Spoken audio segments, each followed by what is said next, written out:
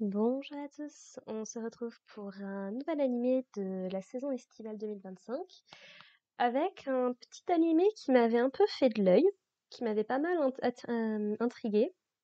Et je dois dire que ce premier épisode m'a l'air plutôt satisfaisant. On se retrouve du coup pour parler de Ameto Kimito.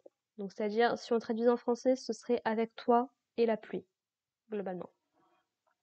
Donc on va suivre une jeune femme, je ne crois pas qu'on a son nom dans ce premier épisode, parce qu'elle appelle à un moment son père et son frère, mais je suis pas sûre qu'il nous donne son prénom, j'ai un doute. Mais donc une jeune femme qui se retrouve être une écrivaine, donc qui travaille beaucoup à domicile, et qui, un jour de pluie, alors qu'elle est en train d'attendre sous un arrêt de bus, probablement que ça s'arrête, il y a une vieille femme qui malheureusement n'a pas de parapluie pour pouvoir rentrer chez elle ou je ne sais quoi. Et bah du coup, elle va lui prêter son parapluie et elle va rentrer chez elle à plier parce qu'elle dit qu'elle n'en a plus besoin. Alors la raison du pourquoi et comment, je me pose la question, mais d'accord. Et c'est là qu'elle va tomber sur le deuxième personnage principal, semblerait-il, de cet animé, celui qui a focalisé toute mon attention quand j'ai vu un petit peu cet animé. Un petit animal qui se fait passer au choix pour un chien ou pour un chat, bon beaucoup plus pour un chien parce que c'est un peu plus crédible, mais qui n'est absolument rien de tout ça puisque nous avons affaire à un petit tanuki. Voilà. Et moi qui ai grandi avec le studio Ghibli, avec tous leurs films, quasi tous leurs films, il doit y en avoir un ou deux que j'ai pas vu. Bah, j'ai grandi du coup avec Pompoko, qui n'est pas un Hayao Miyazaki, mais qui fait quand même partie du studio Ghibli. Et c'est vrai que des tanuki à part dans Pompoko, j'ai pas souvenir d'en avoir déjà vu autre part. Donc ça m'intriguait beaucoup. Je me suis dit, tiens, étonnant, intriguant. Voyons voir de quoi ça peut bien parler. Et donc apparemment, en plus c'est un petit tanuki, bon on le voit déjà parce que à son apparence, mais aussi parce qu'il a la petite feuille caractéristique des tanuki sur la tête, qui leur permet, selon les légendes, de se transformer ou de faire des petits trucs sympathiques. Donc voilà. Et donc du coup, ce petit tanuki se trouve dans une boîte où il y a marqué Adopte-moi. Et quand il voit qu'il a réussi à capter l'attention, il remonte la feuille pour dire je ne suis pas difficile. Et du coup, il lui offre un parapluie pour essayer de finir de la convaincre, quoi. Donc au début, elle essaye un peu de trouver des excuses, elle se dit bah non, je peux pas vraiment et tout. Mais finalement, elle décide de le ramener chez elle.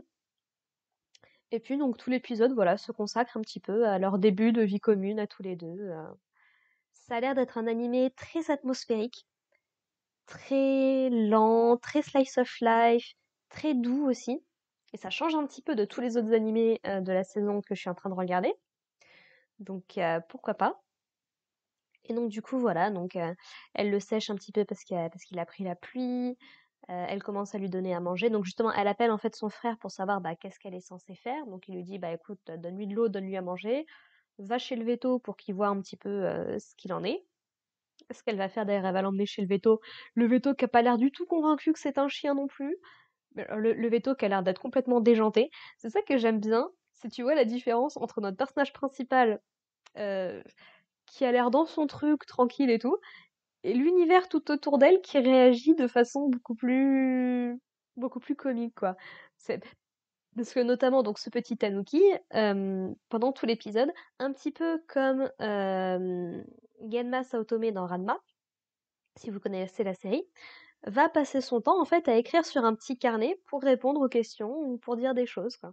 Donc il essaie de convaincre tout le monde que c'est un chien par exemple. Et donc voilà, donc le veto qui réagit, qui est complètement ah, je saurais pas comment dire ça, mais ouais, qui réagit de façon très extrême, très... Ah, j'ai pas le mot que je cherche exactement, mais voilà, visiblement, il a l'air de vouloir garder le secret, donc il vaccine du coup le petit Tanuki, qui a une peur bleue des aiguilles, mais c'est magnifique.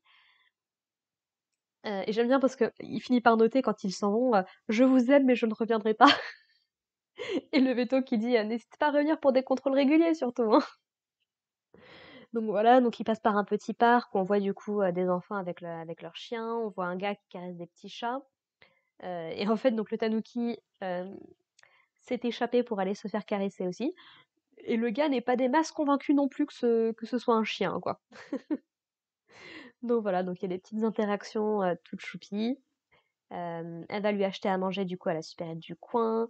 Elle va le, elle va le laver un petit peu parce qu'autant qu'il s'est pris la pluie et autres. Et en fait, elle prend, elle prend bien son temps à bien le laver, à lui passer du shampoing, à le sécher au sèche-cheveux et tout, pour qu'au final, quand elle-même va prendre son bain, ben, le tanuki lui demande de lui remplir une bassine pour que lui aussi puisse aller prendre son bain. Et elle se dit, ça valait bien le coup que je te sèche, quoi. Donc voilà, et puis donc ils discutent un petit peu, elle lui demande, ben voilà, d'où il vient, qu'est-ce qu'il fait. Elle lui demande aussi un moment dans l'épisode quel est son métier à lui, puisqu'il lui demande un petit peu qu'est-ce qu'elle fait dans la vie.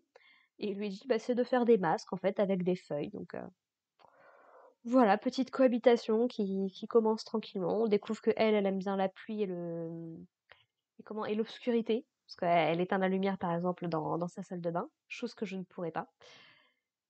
Et non, voilà, franchement, c'est un petit épisode tout mignon, tout gentil, qui fait reposant, en fait, quoi. Vraiment. Donc je suis très curieuse de voir. Alors je sais pas, ça va être un animé de combien d'épisodes? Je sais pas vraiment quel est le but de cet animé. Du coup, donc, si ça se trouve, en 12 épisodes, ça peut tenir. Si c'est juste pour nous raconter une petite tranche de vie tranquille, il n'y a pas besoin de passer nécessairement 3 saisons de 50 épisodes, quoi. Mais bon, voilà, je suis curieuse de voir où tout ça va nous mener.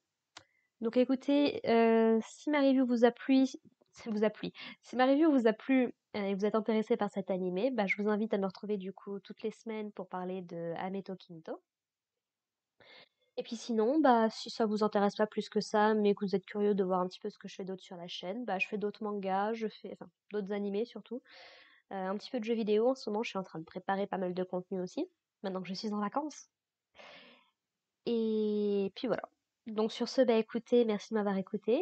Et puis bah portez-vous bien, prenez soin de vous et prenez soin de vos proches. Et puis si on a le plaisir de se recroiser, bah écoutez, à la prochaine. Allez, bye les gens.